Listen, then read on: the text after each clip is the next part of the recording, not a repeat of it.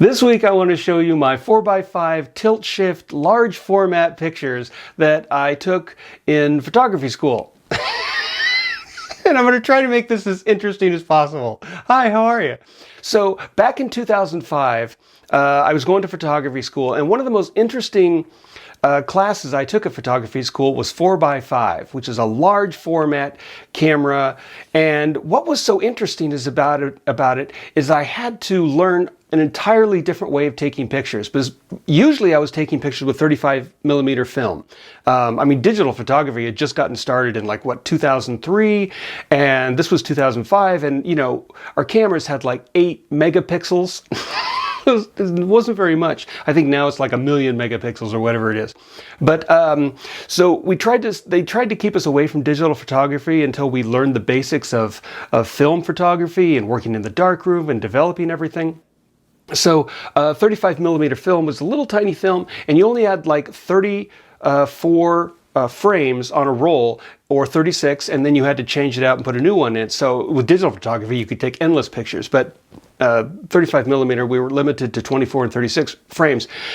With large format 4x5, so that film was 4 inches by 5 inches, huge piece of film, which is basically just a piece of paper that you put in the back of the large format camera. It was one sheet. You had one picture. So what we would do, I tried so hard to talk about this because it's hard to explain. So there was this big camera. It was a 4x5 camera, and it was on this huge tripod, which the camera and the tripod basically weighed the same, and which was a lot. In order to carry the camera around, I had to put it on one of those roller suitcase things and just roll it around the city and roll it to class whenever I was photographing something, because you could not carry it. It was just too heavy.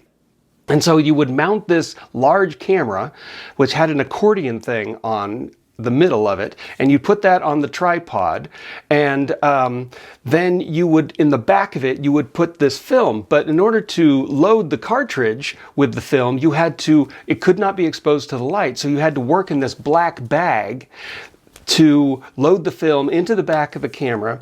But first you would load Polaroid film, and which you would take a picture with the large format camera, then pull out the Polaroid film into a bag, and then you'd wait a second for the Polaroid film to develop, and then you could see what the shot was going to be. With digital photography, you just take a picture and you can see it, but this is you had to wait for the Polaroid film to develop, and then you could see what the picture was, and hopefully it was correct. Otherwise, you'd have to make a whole bunch of adjustments. Then when you had it correct, you would put the 4x5 film into the back of the camera by using the bag, and then it was like the 1800s, where you get in those cameras, those big glass film cameras, and you actually get under a tarp. Otherwise, so you could be able to see on this huge screen what the picture, let's say I was taking a picture of the Golden Gate Bridge. It would appear upside down. Nothing about this camera was easy. Everything was made difficult. I think, when we looked in the viewfinder, the image was upside down, and it took a long time to do. There was nothing easy about this process. And so you'd see the picture, and you'd take a picture, and we had a cable hooked up to the front of it. And the reason we had the cable is because if you press the button, the camera might shake. So he had to buy all these accessories, had the cable, and you press that, and it would be a certain amount of time because you had to do certain calculations.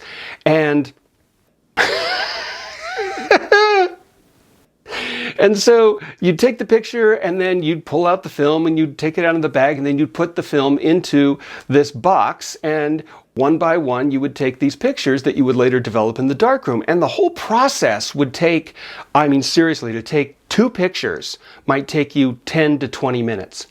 And that's the whole thing about the 4x5 photography, is it taught me to slow down. Because with digital photography, I can take as many pictures as I want. Even 35mm, I can just click and just take pictures, and hopefully I'll get one that's good. But with 4x5, you really had to slow down.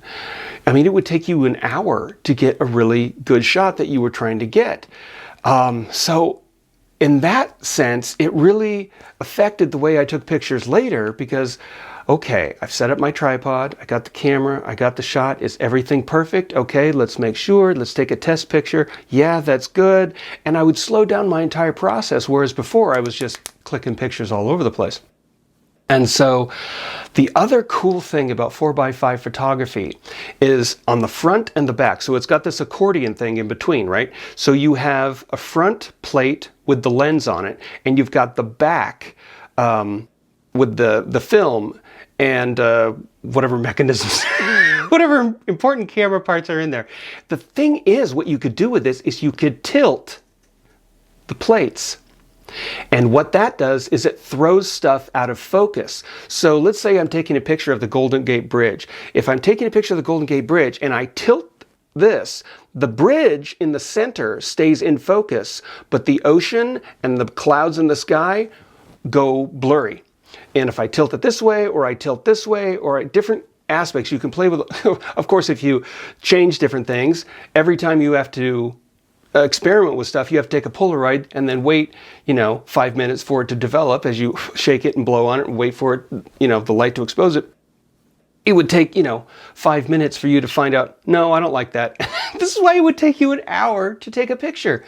But the cool thing is when you can throw stuff out of focus, they look really cool because it's called tilt shift photography. And if you throw the top and the bottom out of focus, or the left and the right out of focus, whatever's in the center looks like a toy.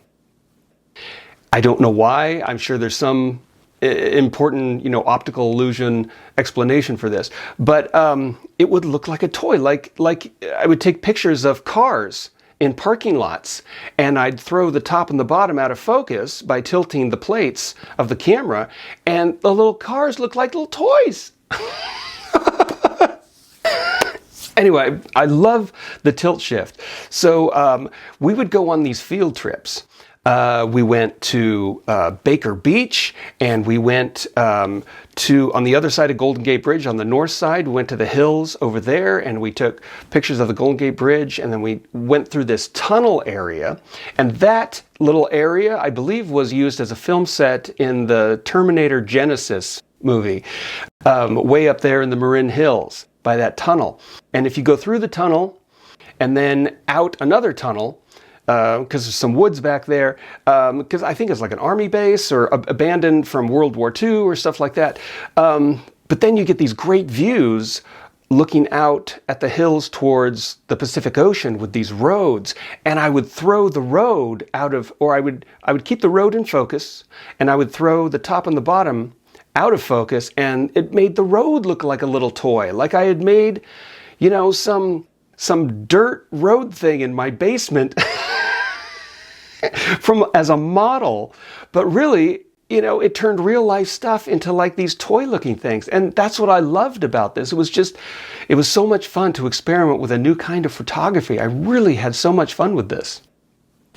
And of course you could take normal pictures too. Like we went to Grace Cathedral, and I think I took a normal picture there without any out of focus stuff. And then we also went to the Palace of the Legion of Honor, which is a museum in San Francisco and up by this golf course. And they have a statue of the Thinker, of Rodin's The Thinker. And I don't think it's the original of The Thinker. I think it might be a copy of The Thinker. Because why would you leave it outside the museum if it's the actual Thinker? Leave it in the rain. Anyway, so, but my instructor would get upset with me sometimes because I'd also be taking digital pictures with my new digital camera, which only had like 8 megapixels. But, if I was in a new location, I would take as many pictures as possible because I probably might never be in that location again. So I would take pictures of the Golden Gate Bridge, and then I would take the 4x5 picture, and he would get upset with me saying, "We're not here to take digital photography. We are here to take 4x5 pictures." And I'd be like, "All right."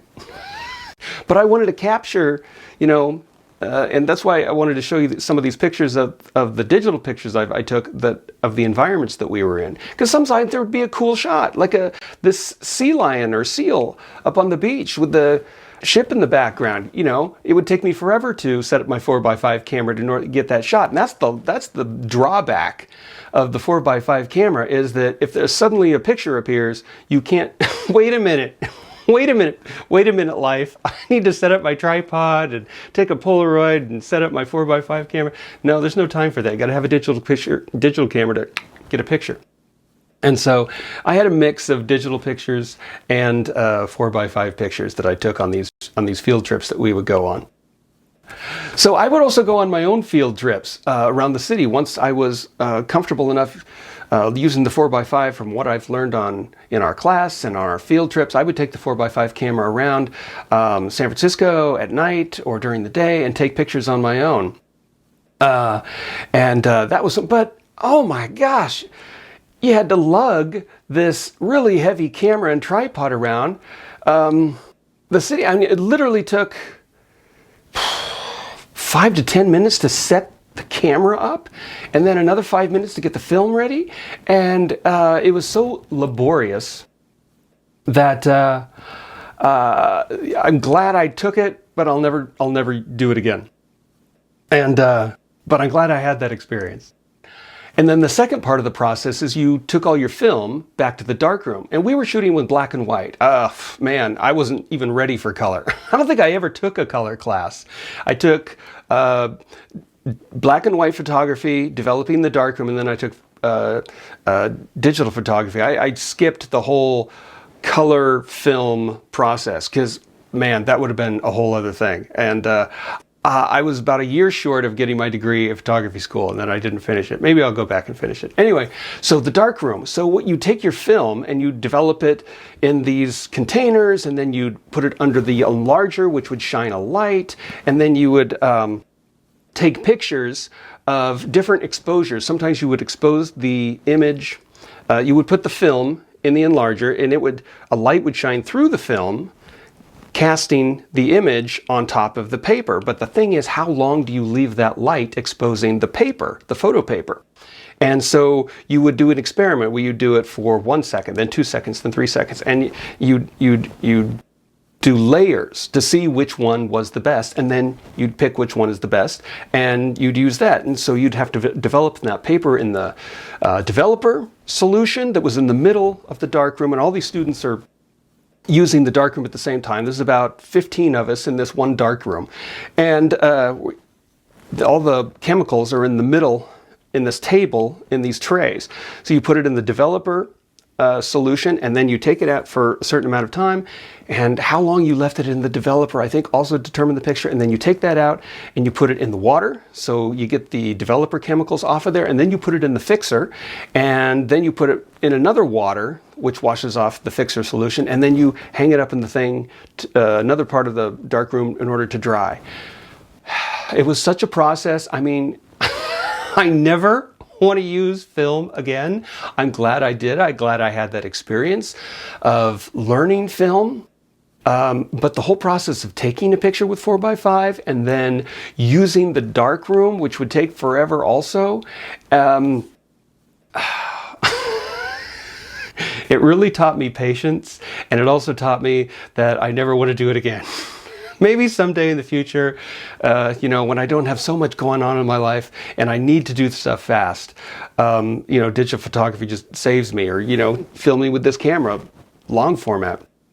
Is this long format? Oh, I've never even thought about that. Anyway, so 4x5. Now, the thing about 4x5 is you don't actually have to go through this whole process of taking a 4x5 picture with a 4x5 camera. You can do it in like Photoshop or something like that. So here's an example of a picture that I took with 35mm film, totally in focus.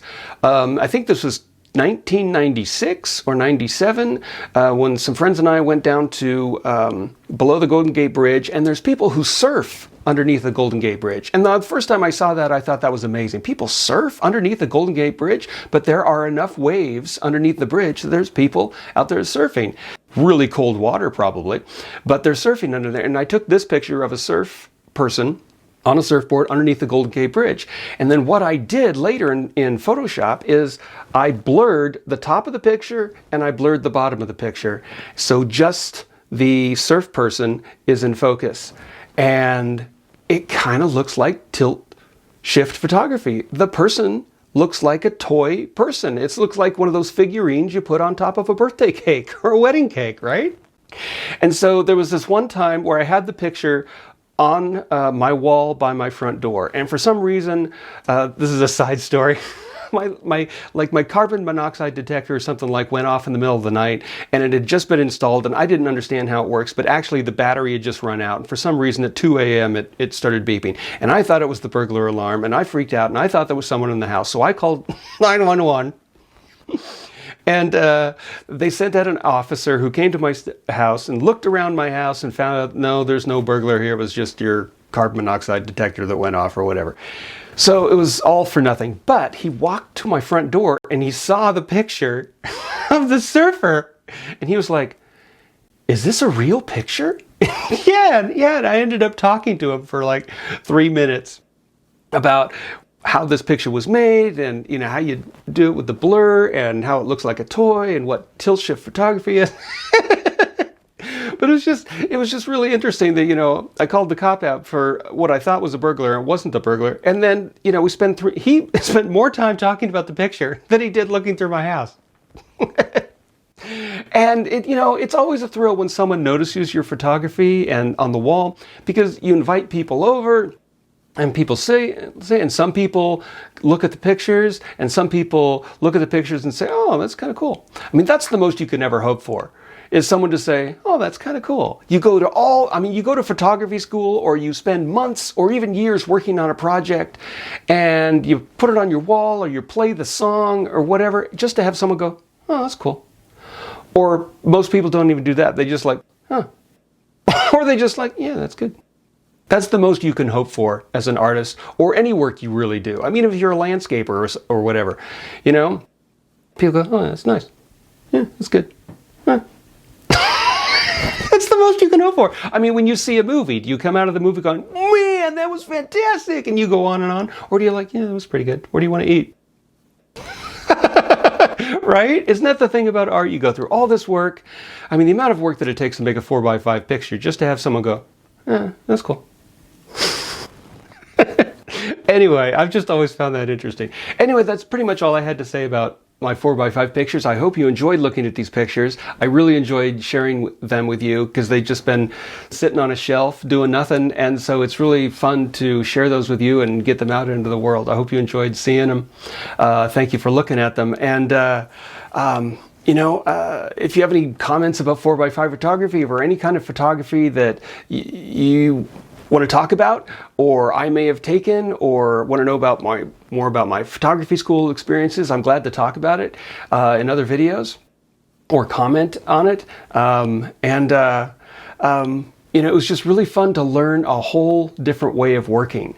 And sometimes, the way you work, you get into a rut, and sometimes it's good to just change things up. Usually I stay at home and think up my silly thoughts. But I was having this conversation with my therapist a couple days ago, where she said, you should, if you want to think up new ideas, maybe you should, take a trip somewhere or go around town. It's oh, okay. Yeah, that's a new way of doing things. I really should try new ways of doing things. And so I guess that's the theme of what this video is about, is sometimes it's good to try new things, because you may not like it. You may find it's kind of cool experience. You're glad you did it. You don't necessarily want to do it again, but you're glad you went through it just to have, that experience. And so sometimes it's good to try new things. And wow, maybe we explored something deep today. Anyway, thanks for watching, and I will see you next week with another fantastic video, and we'll talk about something. I don't know what. Have a great week.